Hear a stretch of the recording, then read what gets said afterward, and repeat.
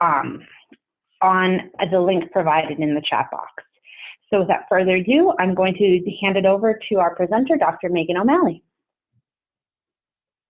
Good afternoon, everyone. Just checking with Kelly, is my audio fine? You sound good to me. Very good.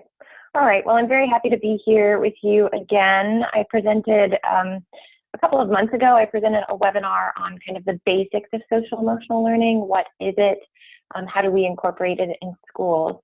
And this webinar today is really focused more on assuming that you have all of the foundational knowledge of social emotional health and well-being and what we mean by that, then how do you select a program should your school decide to, hold on, let me go back a minute. If your school has done all of the groundwork and come to the conclusion that they want to implement a program, how do you decide on which program? That's kind of the point of today. So I'll get started. Okay, so the point of today really is to improve your knowledge related to selecting one or more SEL programs for use in your schools or districts.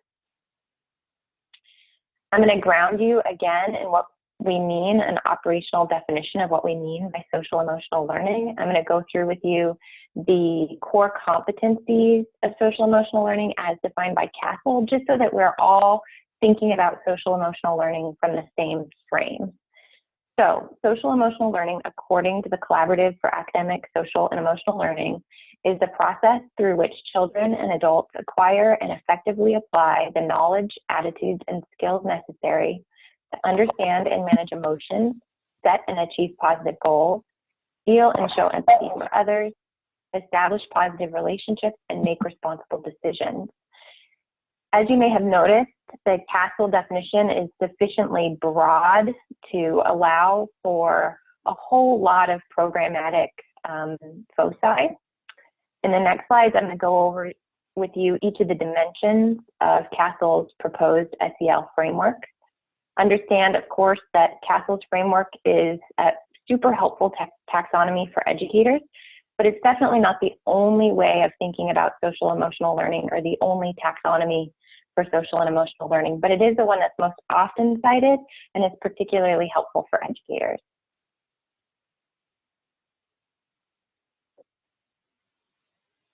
So CASEL's core competencies, you see them here in the middle: self-management, responsible decision-making, relationship skills, social awareness, and self-awareness. I'm going to go through each of these with you. It's important to ground ourselves in this because each of the programs I'm going to present to you later, I'm going to go through about 10 different programs with you.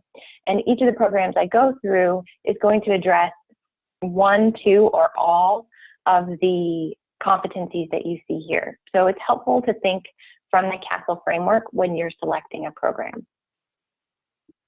The self-awareness, the broad ability is basically the ability to recognize, understand, and manage one's emotions, values, strengths, and limitations.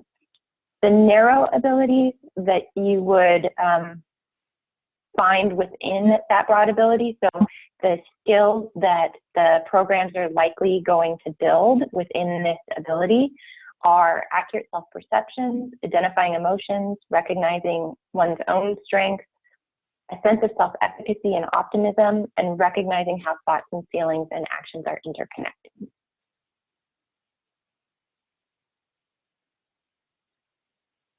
Self-management, the broad ability is the ability to set goals and manage emotions and behaviors in order to achieve them. The narrow skills or abilities that are made up in that broad ability are impulse control, delay of gratification, self-management, self-discipline or control, perseverance, goal setting, and organizational skills. Now, before I go on to the next ones, I want to draw your attention to the fact that social emotional learning, as I've discussed, can be thought of as very broad. So if you're working in a community where the idea, talking about social emotional learning, maybe the community is not perfectly ready to have that conversation, but maybe they are ready to have a conversation about self-discipline or control or impulse control. And so you can be working on social emotional skills, building social emotional skills in young people without necessarily saying you're implementing a social emotional learning curriculum. You can be careful about how you message the work that you're doing. So social awareness is basically a broad understanding of others. Narrow skills within this ability are the ability to understand, empathize, and feel compassion for those with different backgrounds or cultures, understanding social norms for behavior, and then recognizing family, school, and community resources and support, and learning how to use those resources when you're in a position of need. Relationship skills. The broad ability is the ability to form positive relationships and deal effectively with conflict. Narrow skills within this broad ability are the ability to establish and maintain healthy relationships, to act in accordance with social norms, to communicate clearly, to listen actively, to cooperate, to resist inappropriate social pressure, to negotiate conflicts constructively, and to seek help when it's needed. And just, if you don't mind putting yourselves on mute, I'd appreciate it. It helps me focus. Okay, thanks. So these are the narrow with this broad ability of relationships. Responsible decision making. So this is the last one we'll go over today.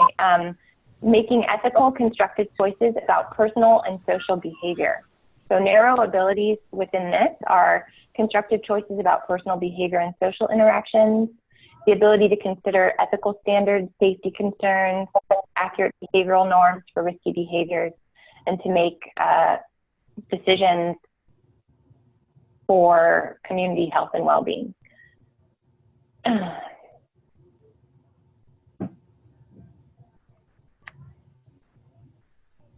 Okay.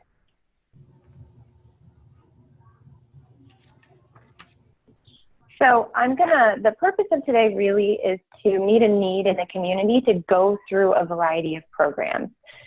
I've presented so many times on what social emotional learning is and how we build social emotional learning through our natural social fabric within schools, and how teachers instinctively cultivate social and emotional skills in young people.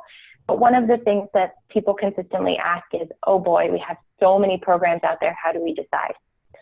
So before I go on, I want to have the understanding that you've taken a needs assessment and found a need to address social emotional skills in your school or district. You thought about all the ways that a school or district can address social emotional skills and decided an SEL program is the right fit. If you haven't, I'm hearing an announcement. 12, 10 and 12 down the front hallway. All right, great. For those of you that are working in schools, I know they're busy environments with lots of announcements going on in the background, so if you could put your phone on mute, that would be fantastic for me. Thank you. All right, so before I move on, I'm just trying to encourage you to not jump in feet first into buying a program if you haven't done these things. Done a needs assessment, had conversations, thought about all the ways that schools promote social emotional learning. If you need to know more about that, you can watch the archive of the first webinar I did for New Hampshire in March. And also that your school or district doesn't already have an appropriate resource to fill the need. It may turn out after you get through today that some of the programs I present, you didn't realize were an SEL program, and indeed your district already owns them. So it's really important for you to catalog the things that your district already owns before you spend money on something new. So you may have arrived at the decision to buy a program because programs are helpful. They have utility in school districts, in busy school districts where people are moving a million miles an hour doing a million different things. They encourage the use of similar language across teachers and adults. They reduce the amount of staff time spent on materials development or lesson plan development because all of that stuff is pre-done for you. They often include professional development for teachers this is especially helpful when you have teachers who've never had any direct formal instruction on how to do social emotional learning. Maybe they are math teachers or science teachers, or even your language arts teachers who never had instruction on delivering a social emotional learning program. And also, you may be deciding on selecting a program because you know that you want to make evidence-based decisions in your school or district, and that many of these programs have quasi-experimental or experimental evidence that supports them and indicates that they work as they're intended to work.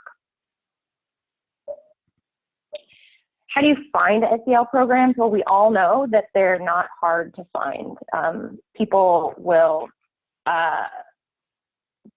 arrive at your doorstep selling SEL programs. Every time you go to a conference, you're likely to see lots and lots of programs being marketed. One second.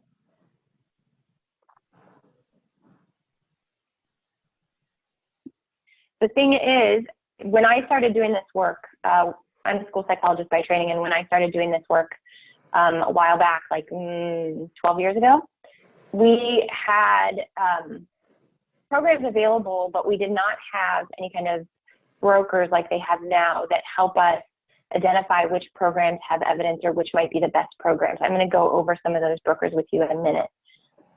Just keep in mind that the availability of so many programmatic options is really a blessing for us. It's really just a consumer problem of having to narrow it down to what's going to be the best fit for our setting. Just know that there's no need for a one-size-fits-all approach. We can find a good fit for our own setting.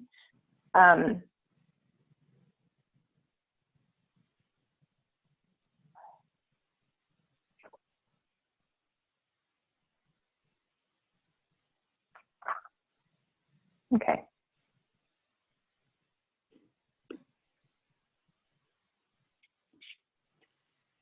So how do you narrow down? You get exposed to lots of options, like you're going to be exposed today. You can call your program developers. What I have found is whenever I call a program developer to say, hey, I'd like to provide some professional development on this, or I have a school district that's interested in this, can you give us access? Almost always they'll either give us online access to some sample materials, or they'll give online access to their online portal. Usually program developers are very supportive of work to implement these efforts. I encourage you to take your time deciding. Don't jump in immediately. Definitely test things before you decide to move on. Also, before you select any one of the programs that I'm going to talk about today, I suggest you rely on the resources that were built to support you. So I mentioned a little bit earlier the brokers and the cataloging resources that have made it their mission to review available programs, catalog them by certain characteristics, and then review the evidence for their effectiveness and make it kind of like consumer report as easy to choose as possible, so that you don't actually have to read randomized controlled trial journal articles, and you can actually decide in an easier way. So here are some examples of different brokers that have developed program evaluation guides, and I'll have a handout of this. It'll go into the resource page. It might already be there for the New Hampshire Student Wellness resource page. So I encourage you to look at any one of these. You should know that a lot of these programs have different criteria. So while a program might meet the highest standard for one of the cataloging resources, it might not for another. So you should just kind of be comfortable with that discomfort as you go into that. So I just encourage you to evaluate or to look carefully at the criteria that each agency uses, and then make an informed personal judgment about how to move forward. Because it may be that a program that you prefer is not considered a gold standard program across all 5 of these agencies, but it may be considered gold standard in one of the agencies and might just be the right program for your community.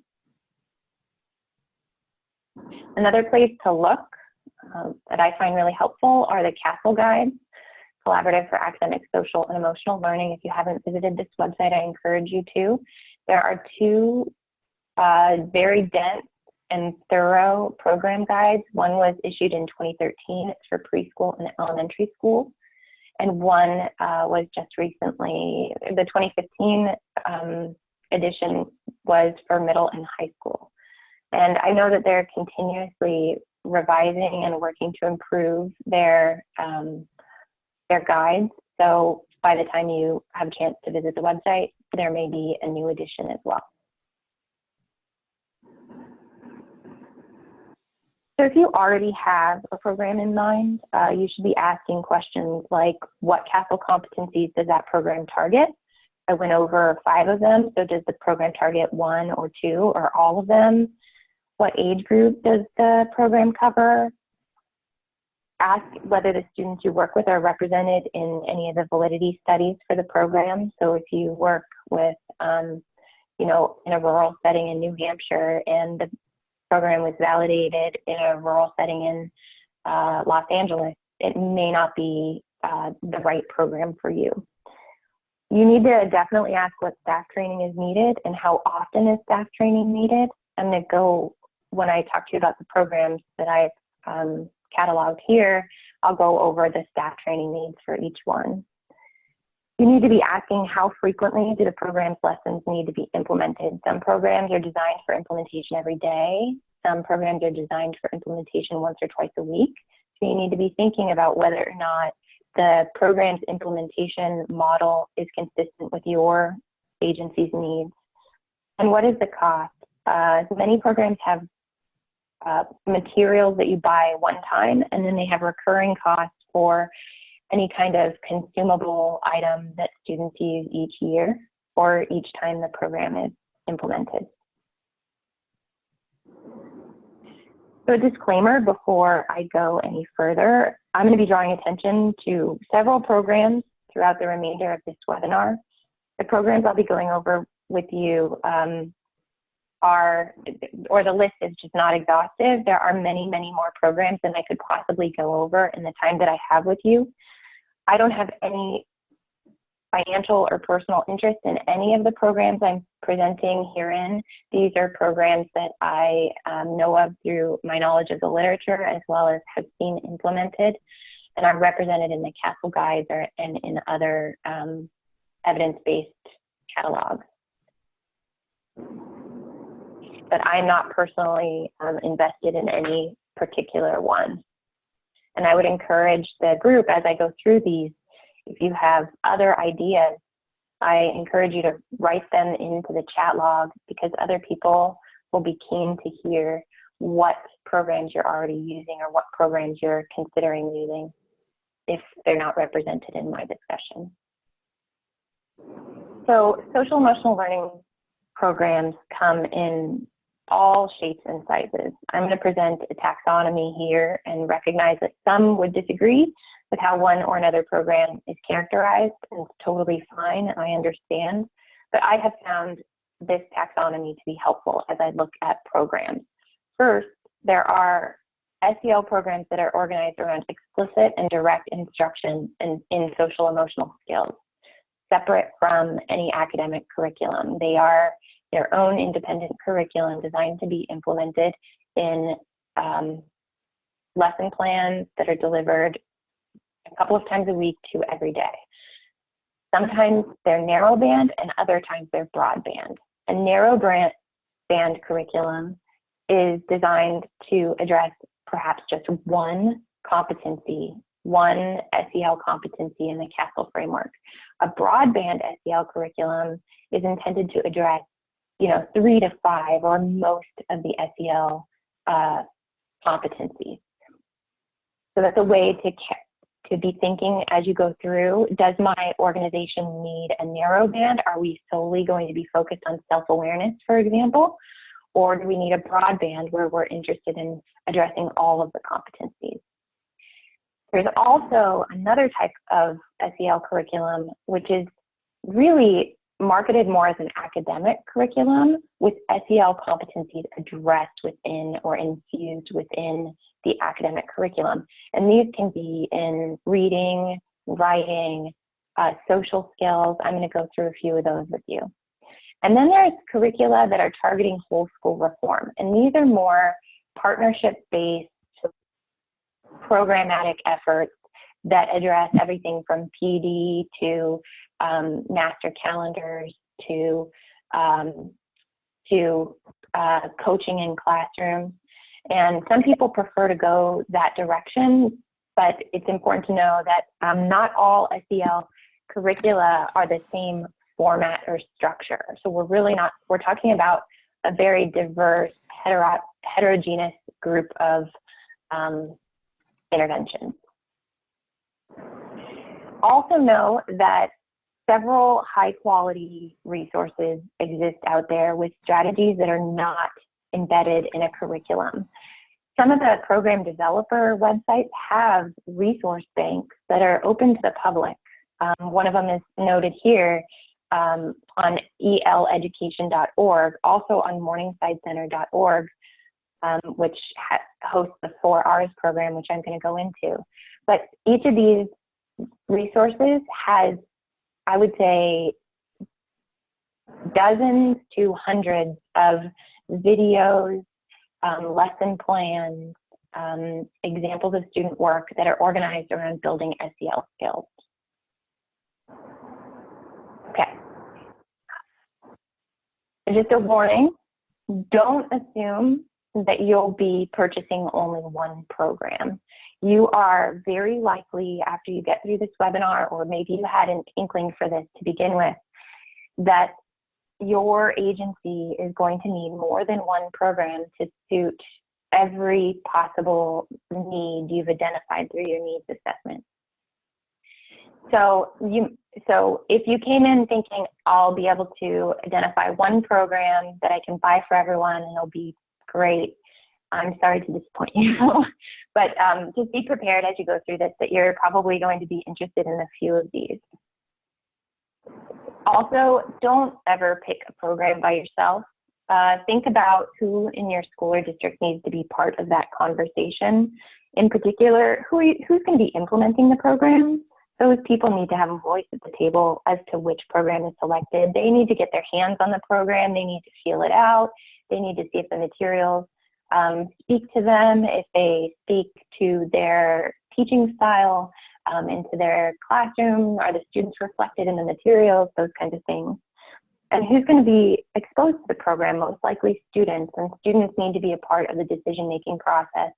It can be as simple as buying a couple or having a couple of test kits sent from a couple of program developers and having kids be exposed to a few sample lessons and see which ones they like best and see which materials are most appealing to them, because those are going to be your consumers, and they need to be on board. You should be planning to pilot test several programs to get a sense of what's going to work in the real world of the school district where you work. So that might mean selecting, for example, a few willing teachers in a grade level. If you're going to work in first grade, let's say, maybe 1 or 2 of your first grade teachers are willing to pilot one program or multiple programs. Let's say you're selecting between 2 or 3 SEL programs, and you have each teacher implement a different one before you go whole scale. That is a smart choice. It's a webinar that you told me. Ultimately, if you get through steps 1 and 2 here, you have a conversation about it, you pilot test it, and then I feel like have been vetted and approved. We presented her with a schedule on day 2. This is here's what she refused to do. Here's what she did do. Here's what. Okay, I'm unmuted. Great, thank you. Okay, so you've done a pilot test. You've chosen a few. You've chosen maybe 1 or 2 programs, that makes sense for your organization, then you allow teachers to choose between this vetted program. So you give them kind of a forced choice between two vetted programs, and that gives people a sense of agency over the work that they're doing around SEL. But also allows you to sleep at night knowing that the programs have been, that are evidence-based and have been vetted for use in the school or district.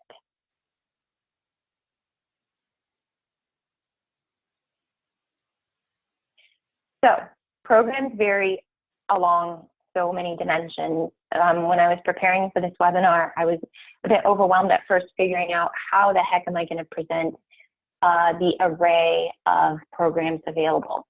And I decided that the best way to do it is to characterize them in this way, that they vary across dimensions. They vary across suitability for ages and grade levels, suitability for MTSS tiers, suitability for use in different academic disciplines, whether they emphasize one or more SEL broad abilities, whether they have resources or they can be delivered in languages other than English, whether or not they include a parent training component, whether or not they're suitable for rural or urban settings, and whether they're suitable for specific subgroups of students, like students with disabilities, for example. So I'm going to go through programs that match each of these dimensions as examples. And Kelly, I'm seeing in the chat log that audio is difficult to hear. It's going in and out. I'm not sure if that's a result of interfering sound or if there's some problem with my audio. You sound clear to me. I think it might be some folks logging on and off, back and forth, so I've muted everyone's line, and hopefully that helps. We are recording, so the audio on the recording will be clear if there are pieces that folks miss, but feel free to put your questions into the chat box for things that we might need to circle back to. Okay, great. Okay, so now we get on to the good stuff, which is all the different programs that I'd like to highlight for you. And when I say highlight, I don't mean endorse. I just mean these are programs that match certain criteria or that represent good programs to share with you. So programs vary by suitability for different ages and grade levels. As I go through each of these, I'm going to talk to you about the ages and grade levels that they're appropriate for. Programs vary by suitability for MTSS tiers. So let's go to our first program. This is one that many of you have probably heard of. It's pretty common. Second Step is frequently cited. It has programs for pre-K, elementary, which would be K-5, and middle school, so grades 6 through 8. It is what I would call like a conventional social emotional learning program where it has sequenced lessons designed to be delivered by classroom teachers, counselors, or others who regularly work with children in classrooms. The lesson plans can be delivered in small groups as well. So it could be a tier 1 or a tier 2 intervention. Its training to implement Second Step is available on the developer website. So you basically would log in, you would purchase the program, and you would have access to the online portal, and it includes professional development videos. So you don't actually have to pay for a person to come out and do training, although you can do that as well. The K-5 bundle for Second Step is a little over $2,000, $2,259. Now, it's important to consider whenever I'm talking about the cost of one of these programs to know that most of these programs are modular, meaning you can buy pieces and not all. You can call the developer and get a bulk discount usually. So if you're buying for a whole district, you will probably get a 10 to 15% discount for buying for the whole district. So just keep that in mind. I asked for feedback from my network of colleagues about Second Step, and the comments I received were that it's very user-friendly and easy for teachers, counselors, or anyone who's previously worked for children. It includes word-for-word scripts and child-friendly videos and other multimedia. So it's relatable and super easy for people to implement. Sometimes people find the scripts to be a little too canned and to not have enough flexibility to deviate from script. So that's second step for you. Contrast that with CBIT, the cognitive behavioral intervention for trauma in schools. It's not regularly referred to as a social emotional learning program. So that's where you as consumers need to have a keen eye to, when we talk about a social emotional learning program, it doesn't necessarily have to say it's a social emotional learning program, but if it addresses skills that are social and emotional skills or competencies within that CASEL framework, then it is a social emotional learning curriculum, right? So for this one, I placed it here as a tier 2 or tier 3 intervention. It's designed for use in small groups and for individualized intervention. It's targeted, meaning it's designed to reduce symptoms of post-traumatic stress disorder and depression and to improve academic and personal functioning. It's designed for use in 5th through 12th grade, and resources to implement CBITs are free, actually, if you can believe it, which is great, and they can be accessed by signing up online. You can buy a paper book, which I think is around $50. So it's super reasonable. If you wanted to have the physical document, you can purchase it, but otherwise things are available online. Okay.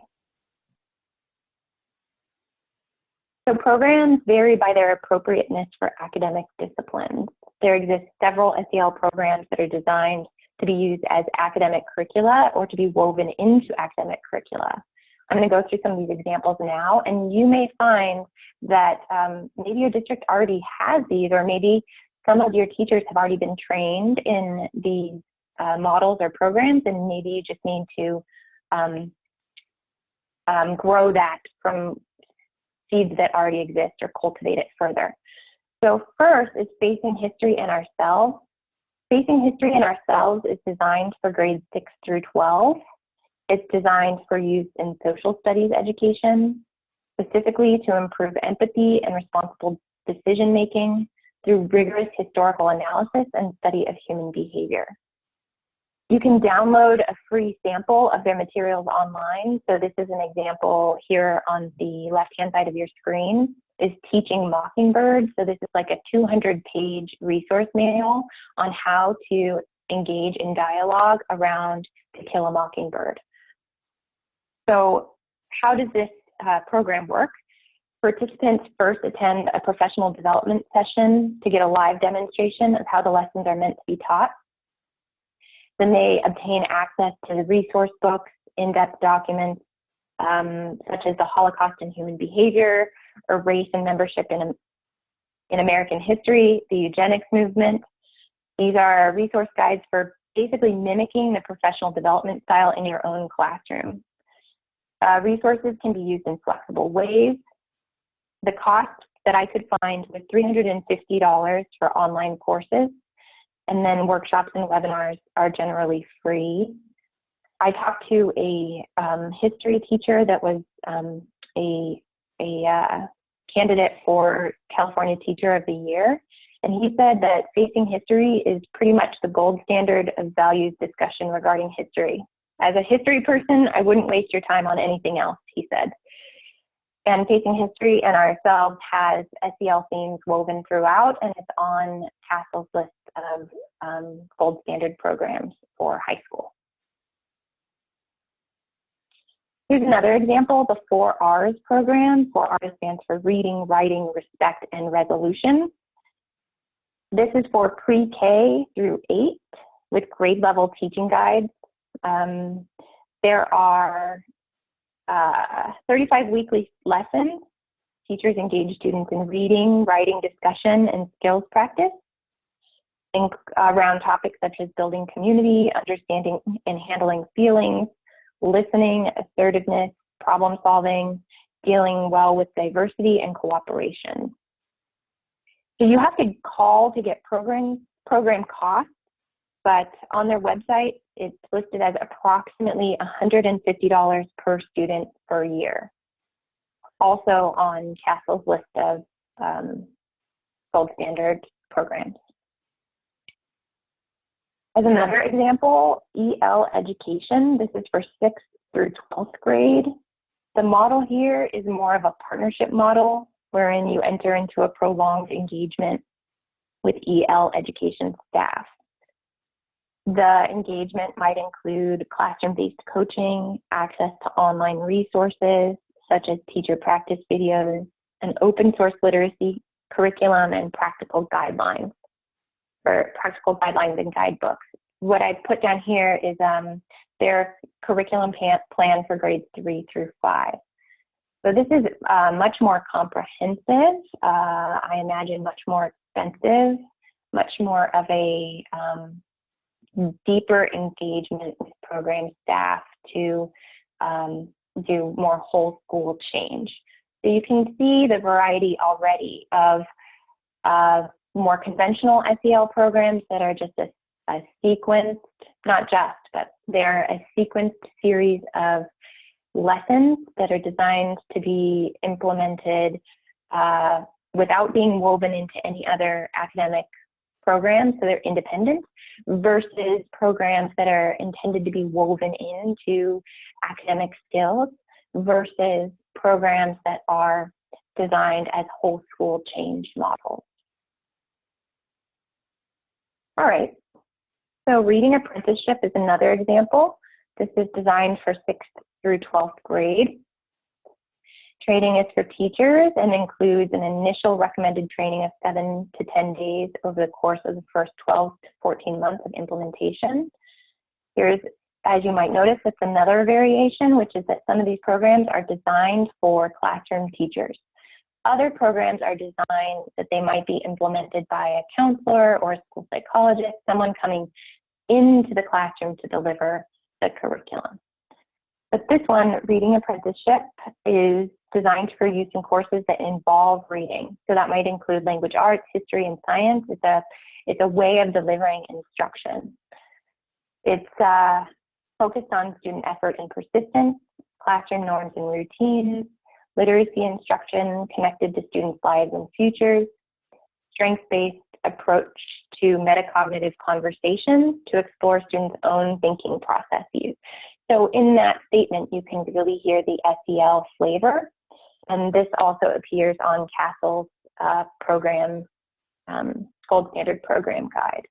You have to call this developer for information about costs because it's modular and it depends on the number of staff being trained. The programs also vary by their suitability for developing a broad or narrow set of SEL competencies in young people. I should say that many of the programs I'm going over, like for example, the PASS curriculum, which I'm going to talk about now, I'm discussing it as its appropriateness for addressing a broad set of SEL competencies. But other things, other variations that it has are that it's similar to Second Step in that it's kind of a packaged kit-based program, and it can be implemented by teachers or counselors or school psychologists or whomever might be available and appropriate to give the intervention. The PASS curriculum is pre-K through 6th, sequence lessons organized in grade level modules. The topics that it addresses are facilitating emotional literacy, self-control, social competence, positive peer relationships, and interpersonal problem solving. Training for this is recommended but not required. So there's something else to think about, is how much money and time do you have to immerse your teachers and school staff in training around an SEL program. If the answer to that question is very little, then you may want to consider a program that doesn't have a requirement for training. So the cost of materials for PASS varies. The pre-K kinder module, for example, is $859. I talked to friends who have implemented PASS, and they say that the flexibility is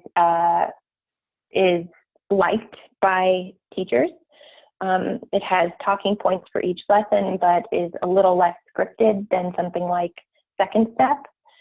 It has hundreds of ideas for how to expand lessons, like books to read or teaching strategies for each particular skill. So in a school psychologist I recently consulted with, they went through a process of narrowing down SEL programs for their district, and they ultimately decided on giving teachers a choice between using PACS and Second Step. So they bought both, and then teachers could decide what they wanted to do. All right, for MindUp, some of you may have heard of this. It's a mindfulness program, and unlike PATHS, which we would say is multidimensional or addresses a broad set of SEL competencies, MindUp addresses a more narrow band of SEL competencies, yet it's still an SEL curriculum. You just need to be thoughtfully consuming it as to what SEL competencies it's addressing. So it addresses self-awareness, learning to focus your attention, promoting self-regulation and reducing stress. Training is recommended but not required. The costs are modular. You'd need to look on the website, but you can find materials for this on Amazon for like $20 a book. So that could be something that you add in. As I said at the beginning of this presentation, before I went into the programs, you may end up buying more than one of these. So you might end up buying something like PATHS and then supplementing with a MindUp or a different kind of mindfulness approach. That would be perfectly reasonable. Or supplementing again with something like CBITS for your targeted or identified youth who may need that additional individualized or small group intervention. All right. So programs also vary by their attention to languages other than English. Some programs have robust resources in Spanish, for example, and others don't. So let's go through a few examples. The Incredible Years. I've implemented the Incredible Years and very much appreciated it. It had developmentally friendly materials, lots of puppets, lots of videos, very engaging for young children. This one is focused on early childhood, including baby, toddler, pre-K, and K through grade 3 or up to age 8. It has modules for parent training and classroom training. This one in particular I see questions coming through, and I will come back to these in a minute. So thank you for asking your questions on chat, and I will make sure to answer them before the end of the presentation. So for Incredible Years, materials come in a variety of languages, which is why I highlighted this here. The English, Spanish, Norwegian, Danish, Portuguese. Like I said, materials are extremely child-friendly, and the preschool basic training program is $1,670, but their program has a lot of different modules and a lot of different options. So if that's something that interests you, if you're looking for something for early childhood and the early grades, Incredible Years is a good choice. You should just call the program developer to inquire about which materials would be right for you.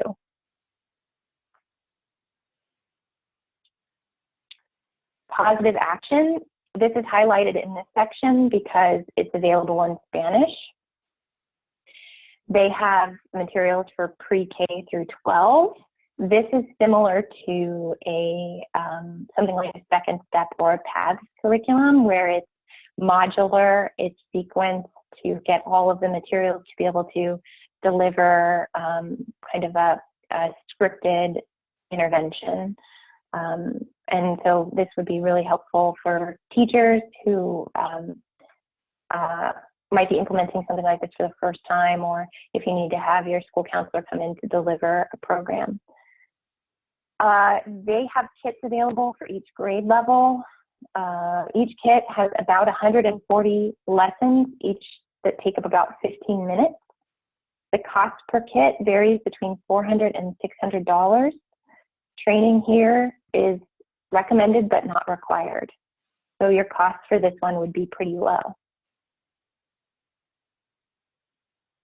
So programs also vary by their parent training capacity.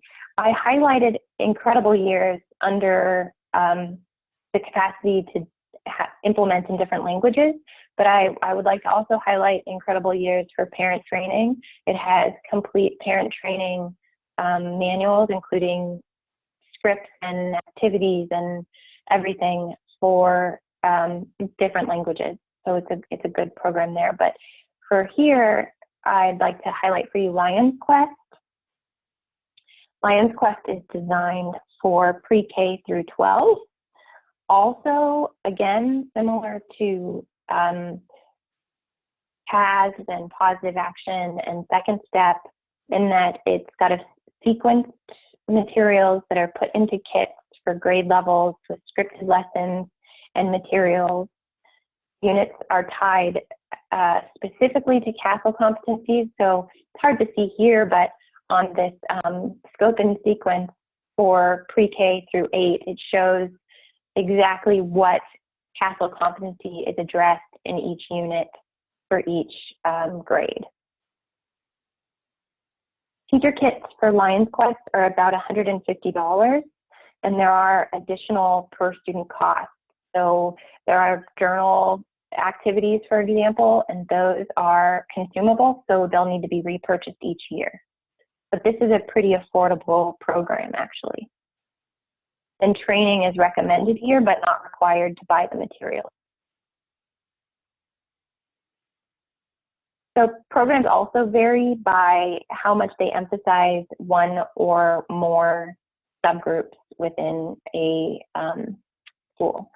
So ALS PALS, for example, was designed for young children who've experienced early trauma, for example, that may need some support around self-control, problem solving, healthy decision making. It's designed specifically for ages 3 through 8, so it's a more narrow band of ages. It's also, you see the puppets in the picture, that's similar to the Incredible Years in that it's really designed for that early childhood time.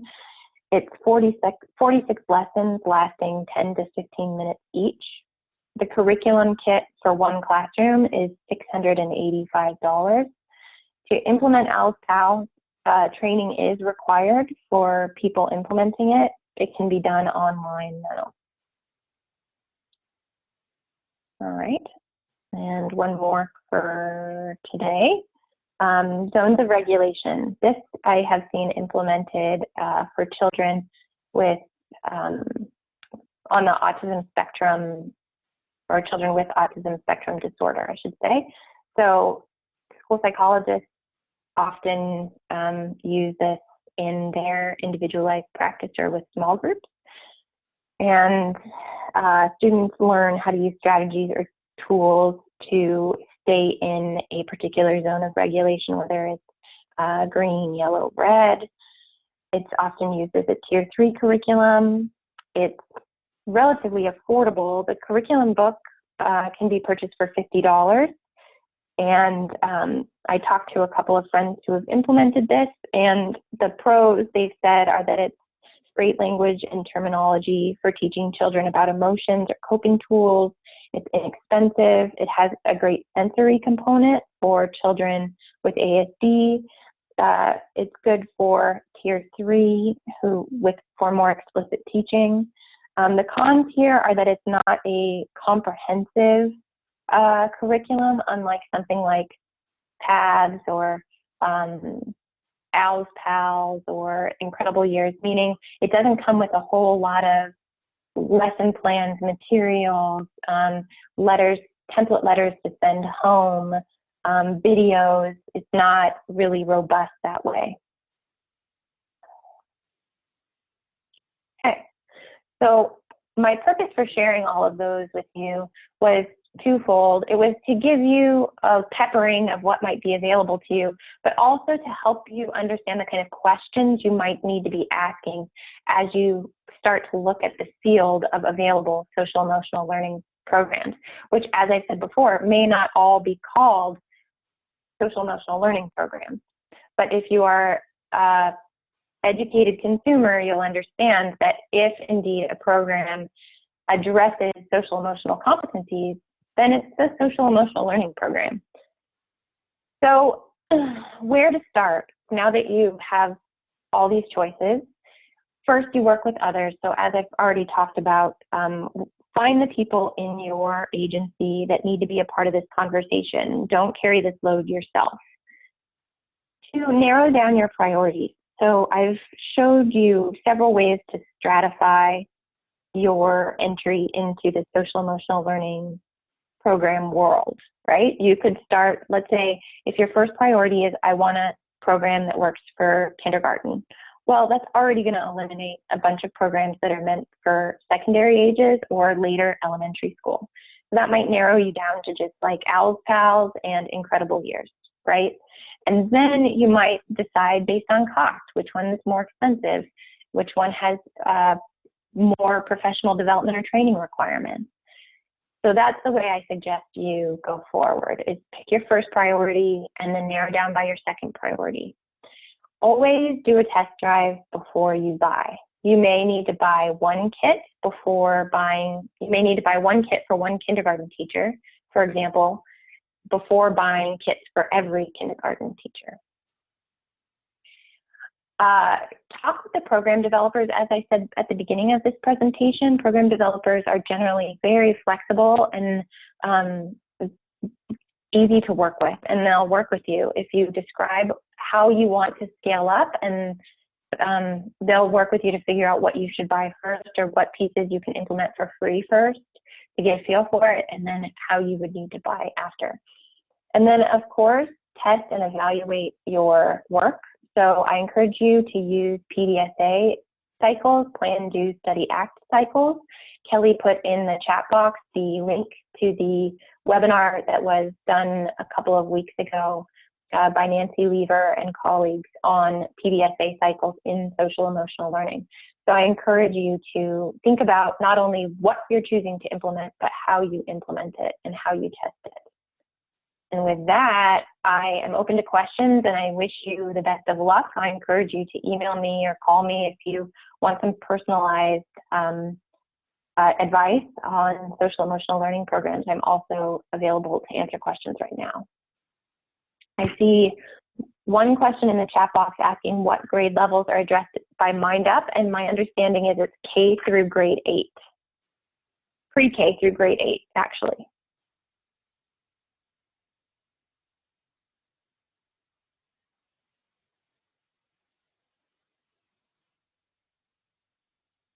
I see, yeah, the recording for the webinar will be available later. Any other personal questions related? Maybe you've been considering a couple of different programs and you want some thought partnership?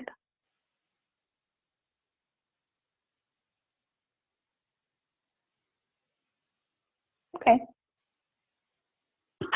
Okay. Well, on that note, thank you, Dr. O'Malley, for joining us again today. As I've mentioned in the chat box a couple times, the recording of this webinar will be on our website, as well as some supporting resources and links to the curricula that we spoke about today. I'll email that out to all of you within the next week, but the web address is in the chat box so that you can bookmark it if you'd like.